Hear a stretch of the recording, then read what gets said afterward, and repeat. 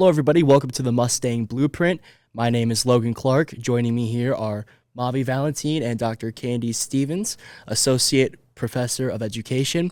Tonight, we're going to be discussing mental health and loss. We do want to release a quick disclaimer here that we are not mental health professionals by any means, but there are a lot of resources available to students and staff alike. Dr. Noles Stevens, thank you so much for joining us. Welcome. Thank you for taking the time to join us. Tell us a little bit about your story with grief and loss and how you are currently working with it and how you cope with it. Well, thank you for having me. And I will be very honest, grief and loss were not the things that I aspired to be able to go out into the world and talk about. But my family's life was changed on February 19th, 2008, when my children were involved in the Lakeview school bus crash. There were 4 children that were killed that day, and my oldest son, Reed, was one of them. Then my 2 other children that were on the bus were severely injured. So that led into a very big journey for me to learn about grief and healing because we experienced such a huge traumatic loss. And traumatic grief is very different from knowing that your grandparents are going to age and then you're going to lose them. But we, went to school that morning and didn't know we'd be in a hospital that night. So that loss has been a part of our family story since that day. And it's somewhat inseparable from who we are. It's kind of just a part of our DNA. Now, that doesn't mean that there isn't healing and that we don't find joy again in life. It just means that grief is an ever-present part of our story. So how would you say that grief and, working through it, how would you say that has sort of shaped your outlook and perspective on life? The very first thing, and what I'm going to say is going to sound very different from what most people would expect. Our son was one of the most positive young men that I have ever met in my entire life. Therefore, we knew that he would not want us to go through life sad and despondent. And that doesn't mean that that isn't a natural response to grief. It just means that we knew that he would want us to live in a way that was still honoring and uplifting. So that became a choice that we made as a family. But with that, we learned that grief changes people. We mark time in our family as before bus crash and after bus crash. And things that we remember, we have to stop and sometimes think was Reed here or wasn't he here? We can't always remember or make those distinguishing marks. So the biggest thing in the way that grief changed me is I am a better teacher because I went through a traumatic loss. And that seems really, really foreign because you wouldn't think having something so tragic and awful happen to your family would make you a better teacher. But what happened is by experiencing that type of loss, you have the opportunity to step back and realize what's really important in life. And then secondly, to realize that other people are hurting. And there are people hurting around us all the time. We don't just go around looking like we're hurting. If you've ever watched the movie It's a Wonderful Life, and they lose the dad early on in that movie, and the men wear black armbands. In society, we used to have that as a very public outcrying or wearing black mourning clothes so that people knew if we saw you out wearing those things that you're hurting, be kind and gentle. And we don't have that in society anymore. But what I realized out of it was everybody's carrying something. And it cost me nothing to be kind. And it cost me nothing to be understanding and to listen. And so in that respect, I am a better educator because I lost a child. Kandy, how was it for you to, having 3 of your children be involved in the accident, be grieving as a mom, but you still have to be there for your other kids and the family? How was that for you? What did you use? What did you feel was the most important aspect for you at that time to be able to, be strong for them and be there for yourself too? I've addressed this in other places, but my son, who is now a medical doctor, my son that survived was the most wounded child to live. And his surgeries and his needs were so enormous. There's no other way to describe it. That, we had one son who was gone and we had another son fighting to live.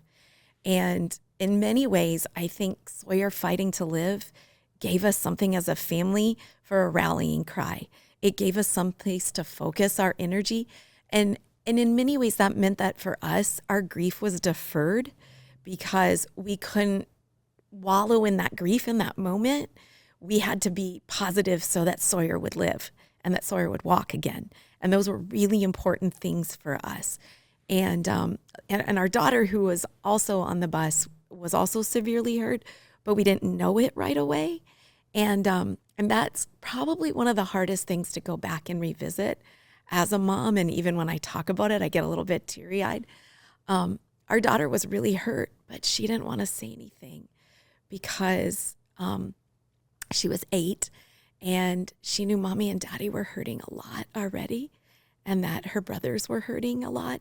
So she didn't say that she was walking around on a broken ankle, and we missed it. And because we were so occupied with all the other things, and that has led to lifelong things for her.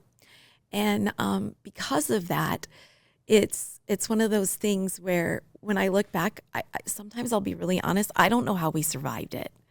There was just so many things. And my children, including the one who wasn't on the bus that you're good friends with, Mavi, she was scheduled to have hearing surgery that same week. And we had to defer that because we were obviously dealing with other things. But since the bus crash, my children have had over 40 surgeries. And so I do look back and marvel at how we even got through that.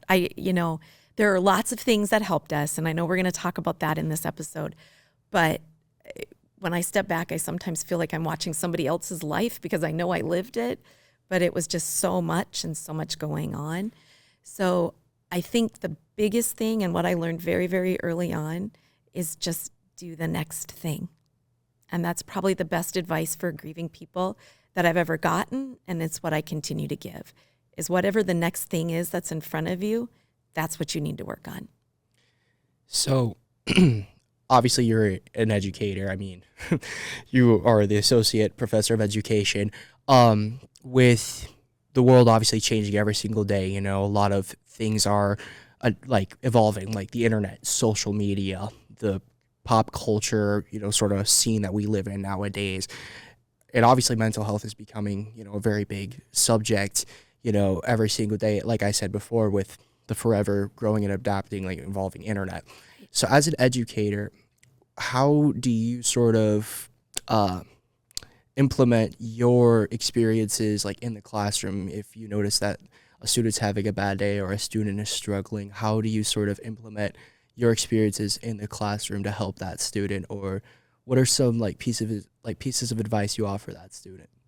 That's a great question. And one of the things that I noticed early on with the fact that everybody's hurting, everybody's carrying something, whether it's, grieving a loss or wondering how am I going to pay for college, or I can't afford the books, or I don't have a bed to sleep in, whatever those things are, that's a load that people carry. And so to that end, I have embedded into all of my classes sort of mental health checks. And sometimes they're tiny little things, and sometimes they're a little bit more,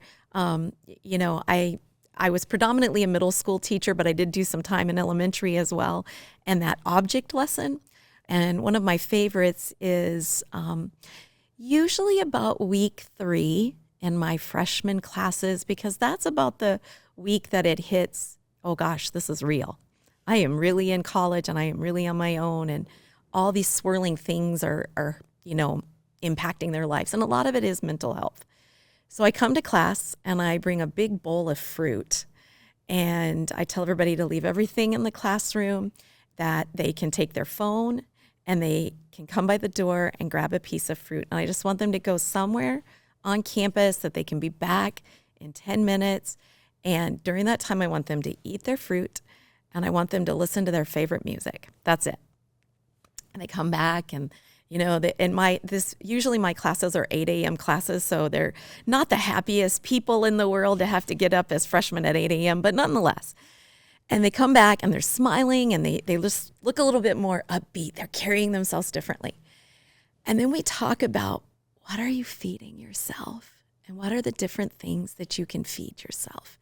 And obviously we get, water, and we get food. And then they start to really dig deep on this, and they come up with sleep and having new friends and the messages like internal and external.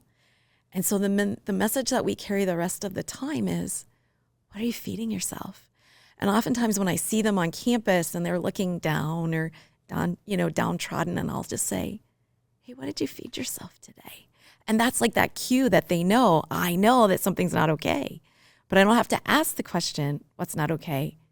I ask them, and then that opens the door for the conversation. And that one's probably my favorite one. I have lots of other ones, but just to say that it's okay to not be okay, but you got to talk to somebody about it.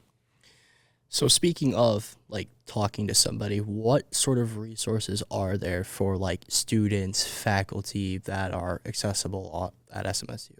So first and foremost is we have wonderful counseling services here at SMSU. There are also, other services on campus, whether it be for women's issues, sexual assault or domestic violence. We have RAP that has a place here on campus. We have the Women's Center. We have the LGBTQ Center. There are a lot of, I'm just going to use the word mental health allies, those of us that are professors who do deeply, deeply care. And I think there's more of us than there not about our students. And so we have these open door policies, or probably not the most wise policy, but we do have our phone numbers out there in the world. And there are times where, students call me and just say, I'm on my way to the hospital and I'm scared to go in the middle of the night. And I will say, okay, well, I'm in my jammies, but let me get my shoes on and I'll be there. So that's important. There's other resources, in the immediate, obviously for severe mental health issues, particularly, anyone who has suicidal ideations, there's 988. There's another wonderful organization here in Minnesota that's called the Duck Cup Memorial, and they have wonderful resources that are available free and people to listen. So the list of resources are vast. It's having the courage to just change our lexicon to say it's okay to tell somebody that you're not okay. That's a really brave thing, and it's not easy to do. But when you can do it, there are lots and lots of people and places that are willing to help. I think one thing that as students do, we hear a lot, it's just sometimes, like you said, it's so hard to open up and go and talk to someone, because when you're thinking about it, like, how am I going to pay for college? I don't have a bed to sleep. I don't have money for groceries. And sometimes when you open up, you end up finding out that you're not the only one going through those things. So I think that's the beauty of being a community and being such a close campus too, is just like you will find someone, and as bittersweet as it seems to know that somebody else is going through the same thing, you're not the only one. So you don't feel as alone, and you have someone to, hold hands and let's get through this together too, right? And that's really great advice, Mavi, because one of the things that, I've written a book about grief and about my family story more so. And I wrote it from the point of, what you can do to help grieving people. And one of the biggest things is sometimes just coming alongside somebody and just saying, I don't know the answer. Maybe I don't have the money to pay for your rent, but I'm going to walk with you until we figure out what resources are available to help you. And that's one of the biggest blessings that people can do for other grieving people, is just come alongside of them and say, there's a thing in grief circles talking about second mile friends. There's a lot of people that will walk with you in that first mile, but grief lingers. And there are times when it pops up And if I'm driving, I have to pull over to the side of the road and just cry my little heart out because there was a song that came on or there was something I saw that would remind me of Reed. But it's those second mile people that come along and say, I don't care how long this journey is. I'm going to walk with you. I'm going to walk with you when you're sad, and I'm going to walk with you when you're happy, and all the gray areas in between that. So that is really, really good advice and very important.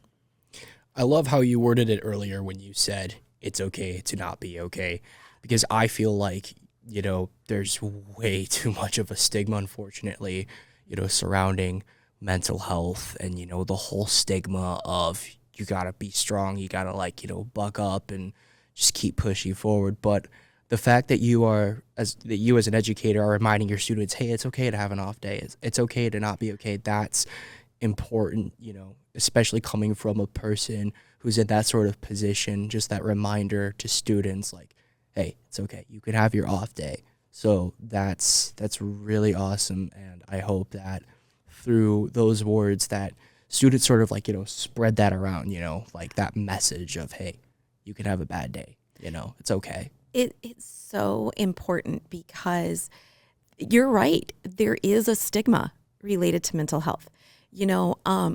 If you have somebody who in your life who has cancer, we would never dream of saying to them, oh, buck up, get over it. That's not such a big deal. We would never say that to somebody. And frankly, health is health, period. We just have to get to that point in society to recognize that health is health. It doesn't matter if it's physical health, if it's emotional health, if it's mental health.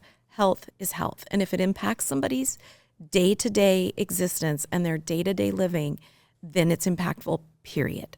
And so, people, I've had friends who've had very big cancer journeys, and I've done that come alongside of them. And they're like, it's a rough day today. Acknowledge that. Accept that. And if somebody has a mental health issue, believe them. Buck up and platitudes, that doesn't get them anywhere. It's okay to not be okay. But as my grandmother used to say, so after the bus crash, there were days where I was just really, really low. And we would talk about from the biblical sense of being in the valley of the shadow of death. And so I would just say sometimes I'm deep in the valley. And she would say, that's okay, sweetheart. You can be down there. Just don't stay long enough to put up the curtains. And so it was that acknowledgement that I see you, I hear you, I believe you, but let's do the next thing and find the resources and the people that can help you to, move forward. Right. Just, knowing that someone is going to be there to help you, to help carry the load can be a very comforting thing for people, especially in a time of grief or in a time where it's just a bad day, as you mentioned. Just like you said, having that person there just going, hey, I got you. Let's, I'm going to pull you back up, dust you off, and we're going to get through this, What I like to tell people is if I have a friend who's having a bad day, I always tell them we're going to be okay. That way they know that they're not alone in this and we're going to make it out just fine. I don't say you're going to be okay. I say we're going to be okay, meaning I'm going to stick through it with them. Beautiful. And I'm going to try to help them out. So that's the real beautiful thing of validation and reassurance. Hey, what you feel is real. And like you said, I see you. That can help someone out tremendously, is knowing that they are seen, they are heard, and that there's going to be someone there to help them.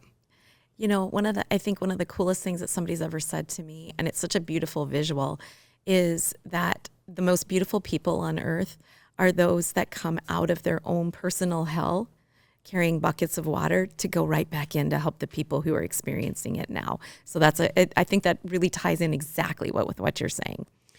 Yeah, I mean, I love that analogy, coming out of their own personal hell with buckets of water to help put out somebody's fire. I mean, I used to work as a first responder, so I've seen it, but I definitely want to use my experiences and my stories to help other people, just give them that hand that they need. And I always, whenever I'm talking to somebody and they they need me but I'm not available, I'll tell them I'm so sorry, I would love to listen, but right now I gotta help myself. I wouldn't just leave them at that. I would tell them, here's like a list of resources. You can, call these people and text these people. So that analogy is just beautiful. It's perfect. So going off of that, how would you say that, like, grief and the process of coping with it and just overall mental health, how would you say that has like built a community in your life, or like a group, a support system in your life?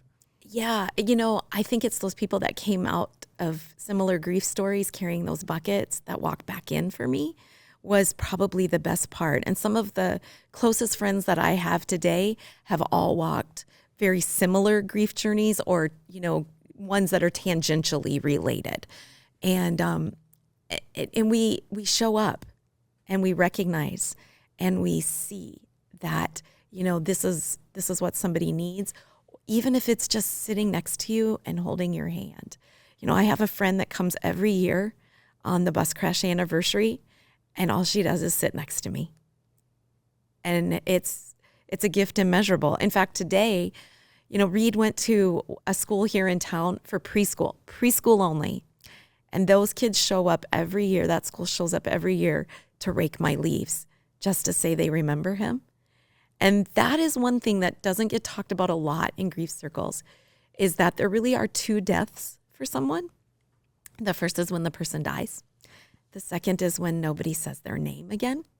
And so in my community, we try to be very intentional about saying that person's name, or bringing up stories that will remind us of that person, or something that they would have done or said, or somewhere they would have been, or even if it was like the Vikings are doing so great, like Reed would have loved that, and people have reached out. And that's so cool to me that people remember. I think it's so important that you're saying this, and like your statement of like, we are going to be okay, or just the fact that someone is, your friend's coming and it's sitting by you and it's holding your hand. I think that a lot of times when you see a friend or someone close to you is going through something, a lot of times we get scared and we shut down because we are afraid that we're not going to say the right thing, or that we're not going to have the right actions. But I think that's so important. It's just showing up. It's just being there. And it's just being like, hey, even if I cannot help you, pay your rent, or, if I didn't go through the same thing as you, I'm here. Like, I am here. That is probably one of the best gifts that you can give to somebody who's grieving. And you know what? We're going to get it wrong. Have the courage to know that we're going to mess up. We're going to say things to people that hurt them, but we didn't mean it that way. And I talk about that in my book too. Like, and I even say all the things in this book that I'm telling you that we need to get rid of and not do to grieving people, I have done them. I am by no means perfect. But the being willing to show up and say, I don't have the right words, but I just feel you need somebody right now, that's a huge gift. It's an amazing gift to give to somebody who's grieving. Absolutely. I mean, I couldn't agree more with that. Like, that is a tremendous gift. And Mavi, I love the way that you put that too. Like, the fear of not knowing what to say, or the fear that you're going to say the wrong thing. That's an extremely common fear. But, ultimately, like you said, the presence, in somebody's life during their time of need is probably like the biggest statement that speaks louder than words, just showing up. It's incredible, really. It's so true. And I think that ties to a bigger societal thing. Our culture does not recognize death and grief. It's, I'll use the bus crash for an example. So our son that was still hospitalized, we were there for days and days and days after the bus crash. But my husband was given 3 days, period. That was the company's policy. And they gave him other days, but our policy is you get 3 days, and if it's somebody close to you, and then you have to be better. You come back to work, you're supposed to be better, put on your happy face, put on your big girl pants and go forward. But we don't, and I don't mean it in a way of, idolizing grief and loss, but we don't have good grief rituals in this country. We have, things we do, but we don't have grief and loss as a part of integrated into our society. And I think that's part of why we don't know what to say. It's part of why we don't know what to do. So that's changing the conversation. We have to do that. And those of us who have the stories, and that ties in with mental health too, is that if we've had stories that are impactful of mental health struggles that we've went through, maybe now that if we're on the other side of that, that story could be the thing that saves somebody else. And we have to be courageous and brave to share them. Just that was powerful, the way you put that, being courageous to share them. That's just truly, that's like what you said, the poor rituals and everything. I mean, it can be very frustrating, like the way you put it, just the mantra of, oh, this happened to me. Now I gotta go to work on Monday and I gotta act like it never even, happened to me. And I just sort of have to swallow the pill, If we did more as a society that, sort of allowed people to truly process things. Because like you had mentioned earlier, everybody processes things differently and everybody goes through grief differently. Everyone handles it differently. If we as a society came together and just sort of, said, hey, it's okay, we got your back, we're going to help you through this, then maybe we could get to that point someday down the road to, help each other out, to really just be there for each other. Hopefully someday we can get there through those practices.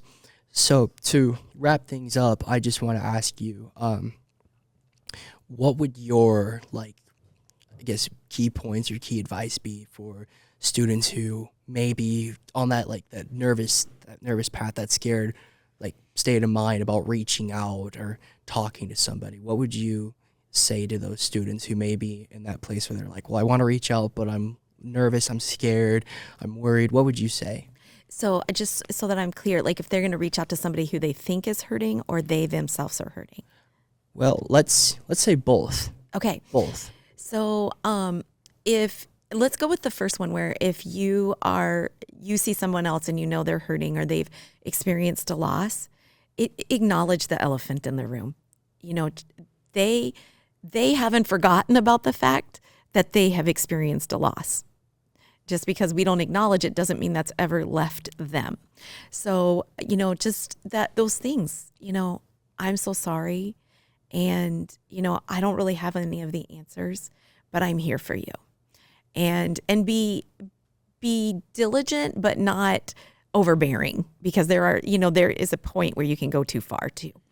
And if you are the person who's hurting, number one, first and foremost, is be kind and gentle to yourself.